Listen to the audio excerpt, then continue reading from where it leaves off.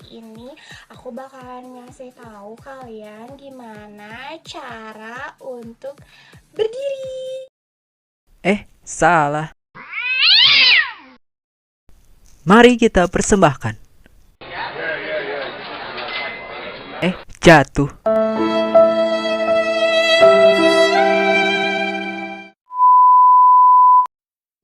Pak, kemarin saya pergi ke hutan, saya lihat bambu. Terus bagaimana cara tumbuhnya?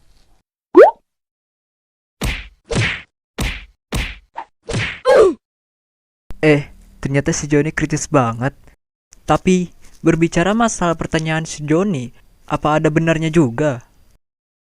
Sebenarnya, bagaimana proses pertumbuhan bambu? Apakah dimasukkan ke dalam freezer?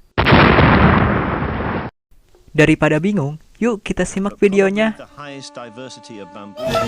bersantap dengan Pino Ice Cup. Salah. Mombalekuya. Mombalekuya. Maya nafsu. Mombalekuya. Si Udin sedang jalan pagi. Tak taunya Pinggangku. terlepas dari masalah si Udin, kita lanjut ke cerita. Ada begitu banyak barang atau benda yang bahan utama dalam pembuatannya adalah bambu. Sebut saja seperti kipas angin, kursi, meja, atau beberapa bahan atau perlengkapan dapur yang secara tradisional atau barang-barang yang lainnya. Beberapa bangunan restoran juga biasanya menyertakan pohon bambu sebagai bagian dari bangunan atau hiasan yang menggunakan bambu. Bambu ini bisa dijadikan sebagai makanan pada saat bambu tersebut masih muda dan masih menjadi tunas. Tadi sudah saya makan guys, Ya, antosin lagi. Terus lagi ya. Pada umumnya, bambu ini hidup dalam rumpun yang mana sebuah bambu akan berkembang biak yang berasal dari biji atau tunas.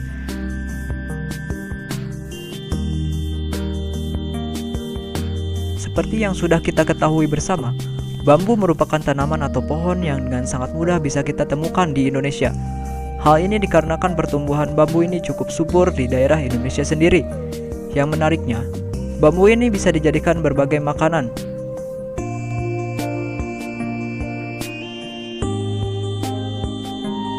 Tangkai bambu tersebut menghasilkan rimpang dan akar di bawah tanah. Tanah di bawah tumbuhan bambu tersebut menjadi penuh dengan akar dan rimpang yang tidak mungkin untuk menggalinya tanpa bantuan dari sebuah alat. Bambu tersebut sangat dekat dengan tumbuhan rumput dan memiliki cara perkembangbiakan yang sangat cepat dalam keadaan yang normal, di mana dalam kondisi optimal ia bisa tumbuh sepanjang 4 kaki dalam 1 hari. Oleh karena itulah tumbuhan ini disebut dengan tanaman yang cepat dalam proses perkembangbiakannya. Lalu, bagaimana proses pertumbuhan tanaman bambu? Tanaman bambu dapat bereproduksi secara seksual dengan menghasilkan bunga. Ada begitu banyak spesies bambu yang berbunga hanya pada saat perubahan lingkungan dan iklim mengancam pertumbuhan mereka. Seluruh bambu dalam serumpun tersebut akan berhenti tumbuh dan memproduksi daun. Jadi, itu artinya bambu tersebut akan berhenti tumbuh dan akan mati.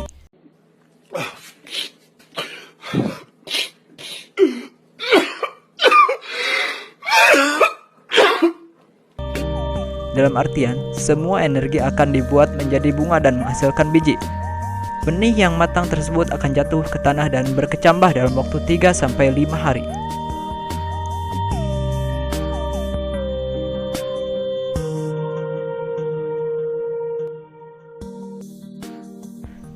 Namun, ini hanya untuk beberapa spesies bunga saja, karena bambu tersebut memiliki banyak spesies. Selain dengan cara seksual, bambu juga lebih sering berkembang biak dengan cara aseksual, yakni dengan menghasilkan tunas, yang mana cara ini sering disebut dengan cara perkembangbiakan vegetatif secara alami. Bambu ini sering kali memperluas daerah mereka melalui rimpang. Rimpang tersebut akan tumbuh dari rimpang yang lainnya dan menghasilkan tunas yang sampai ke permukaan namun akan berada di dalam tanah. Berikutnya, tunas tersebut akan menjadi batang baru yang akan tumbuh dari sistem akar yang tumbuh di bawah rimpang tersebut. Begitu. Sudah dulu ya. Capek. Oh, jadi begitu, Pak. Tapi... Udah. Pulang. Banyak bicara kau. Akhirnya, pulang juga si Joni.